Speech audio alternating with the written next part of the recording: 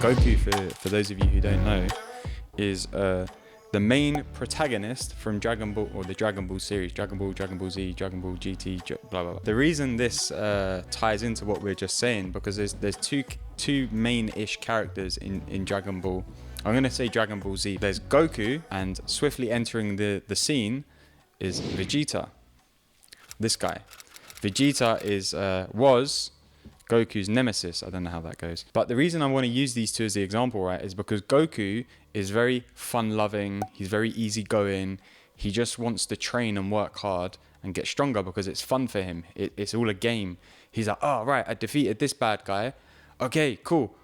I need to get stronger. Who's next? Who can I fight? And there's like so many instances where he actually makes more trouble for himself because he's just wanting to get stronger. He's always wanting to like push himself beyond his limits. And it's easy for him. Yeah, he trains hard. Yeah, he works hard. But it's almost like an easy run. He's fun-loving with it. It's light. It's effortless. And he's always expanding beyond... There he is, Vegeta. He's always expanding beyond his own level, right? Vegeta, on the other hand, he's coming at... There he is. He's coming at it from the other side. He's like, oh, damn you, Goku. You're always stronger than me. You're always better than me.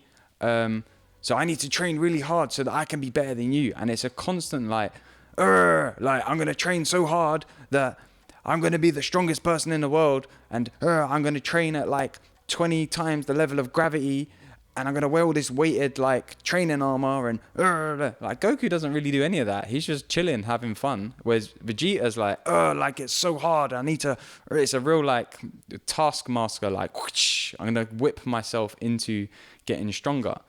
And it's, again, you have the choice. Which road do you want to take? Do you want to take the road of like, yeah, you can work hard and get stronger and grow and improve, and it can be effortless and light and fun? Or do you want to be like Goku? Or do you want to be like Vegeta, and it can be like, right, it has to be really hard. I'm going to grow my business and I have to like whip myself into shape, and I have to, like be the real like, what do they call it? Whistleblower for myself. Like, you're not working hard enough. Your breaks mean too long. Why are you having lunch away from your desk? Like all that kind of stuff, And it's like they're two great characters for that. And it's like there's an element of choice in that, like choosing for what you want to be and create and show up in a light and fun way, which is just an authentic way of you expressing yourself, or in a way that's like, Well, counter to all of that, Vegeta is one of my favorite characters. Shocked. Yeah, I like the villains, innit? He's got a sick story, man. He's got something to prove. I can definitely relate to that. That's been me for most of my life. I got something to prove. Look at he looks pissed. You try and make friends with that face, it ain't happening. He's got something on his mind. He's got somewhere to be. He's already great, and he doesn't believe he's enough. How many of us can relate to that? Yeah, that's again, villains are way more relatable than the heroes. Look at Goku, all fun-loving and light and breezy. It makes it look easy, but most of us, we're not like that. Especially in the society we grow up in, there isn't an encouragement to be fun-loving, light and breezy, especially as men. We're encouraged to be tough, and a lot of us come out like this. A lot of us go into adulthood, adulting in the world like this, like. I've got stuff to prove, and I've got to make something of myself, and it's got to be difficult. If you're not working hard, you're not working hard like enough. I can definitely relate to all of that. And one of the reasons I love Vegeta so much is because he's a great example of what it means to have a misunderstanding of when. Yeah. When I'm stronger than Goku, then da-da-da-da. When I'm the most powerful person in the world, then I'll chill. He's never going to chill, because there's always going to be someone out there better than you. And another thing I love about when Goku and Vegeta fuse, we talked about this in a podcast a while ago. You get the like hyper competitive nature of Vegeta meets the cool, calm and collected of Goku, and it's a very powerful fusion of the two. Because now you got I'm competitive, I want to get better, mixed with but it's all good. Like there's nowhere to get to. It's just let's do it for the fun of doing it, and that's what the direction I'm looking in and building my business, creating epic things in the world, being an extraordinary individual. I don't want to do it for an outcome. Yeah, there are fun outcomes like making an anime, making some movies, building a coaching business, being able to fly my mom and dad out to India to have a good time with us. You know, like these are great things that can come from it.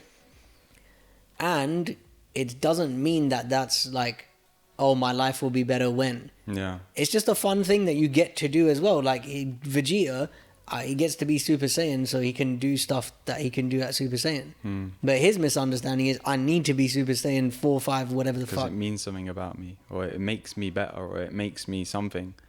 But here's the thing, like Goku has a bit of that as well, even though he's easygoing with it. He has he's restless with it. He's fun and lighthearted, but he's restless with it. You don't really see him just chilling. He's like, okay, all right, I've beaten this guy. Like, what's next?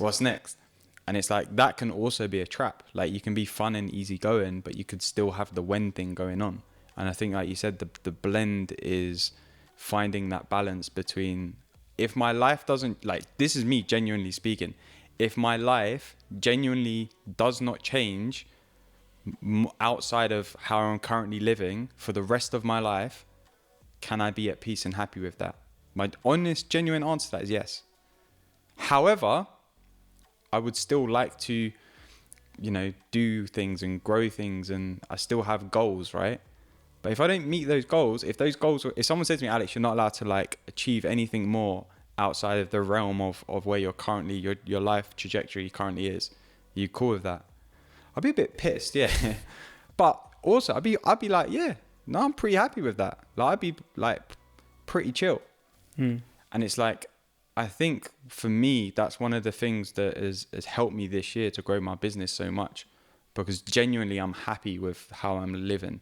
So I can create from a place of like, I'm happy with how I'm living, yet it would also be fun to like try some of this stuff, like write another book, go to India, grow my business, do 2 retreats next year instead of 1, like just a bunch of stuff. It's just, it seems like fun. And I think like, yeah, I can get caught up in this side of it, the Vegeta side sometimes. We all can, right? Like you said. But I'm really finding that balance of the easygoing with the competitiveness it's a really interesting sweet spot. I don't think I've perfected it. Definitely not, as you know. But I'm seeing when I'm in that sweet spot, it's effortless and it's fun. Yet I'm still ambitious and creative and moving my business and my life forward. I also see that this relates to what we were talking about earlier today about seeing, like, taking pride in our work. You know, like with Vegeta, it doesn't look like there's any pride in his training. It's never enough. Yeah, it's like, I'm going to do it this way because I know it's going to get me that much stronger. Yeah, because you're doing it for an outcome, right? Yeah. There would be like someone running a business just to make money. And I'm not asking for like, oh, everyone needs to operate the way I want them to. It's just good business. Yeah. I worked with an artist. We finished working together recently. And she made 10 times the amount of money she made in her whole career with this year that we worked together. And I asked her why. And she goes, I'm just having more conversations with people. I'm being more open with them. That's it. It's not nothing. This isn't rocket science. But it's who you're being is everything. I think there's a big distinction, especially with Goku. He's all about his family. He's all about Earth. He's all about, you know, we're all one. I want to protect everyone. Who is Vegeta being about? It's me and that's it. Fuck everyone. He doesn't even care about his family that much. He does slyly, but he doesn't. He's not being that way. He's not really demonstrating it. Whereas Goku is. And the thing with Vegeta is like he's looking out for himself, always interested in what can I get from this? What can I get from this? How am I going to benefit? The only reason he'll help people out is if he can benefit from it. That's not being service driven, and you see that with a lot of coaches. I'll only coach people when I'm getting paid for it, and lo and behold, they very rarely have clients. Yeah,